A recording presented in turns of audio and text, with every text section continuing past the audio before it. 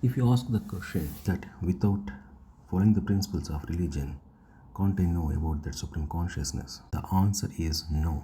That is, even without religion or without believing that existence of God, we can know the supreme consciousness. If you take an example of an atheist who doesn't believe in the existence of God, can also know about this supreme consciousness, because even though he doesn't follow the religion, he will have his own set of principles or rules and regulations that he will lead his normal life.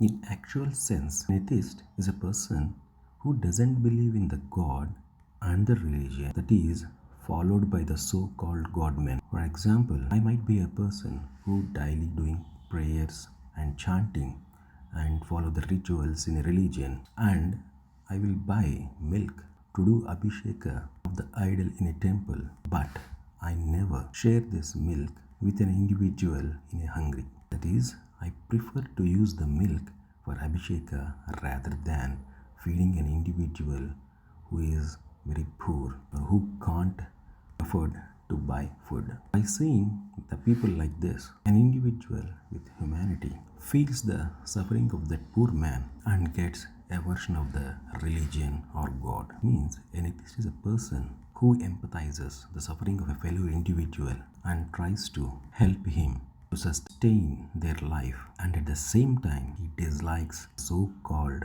godmen or the religious people who blindly follow the principles without addressing the suffering of the fellow human being. So, even though he doesn't believe in God or any religion, he will have his own principles to lead a life while helping the needy. To say he is against the God or religion which got adulterated by the so called God man and the so called religious people. And the atheist is a person with humanity.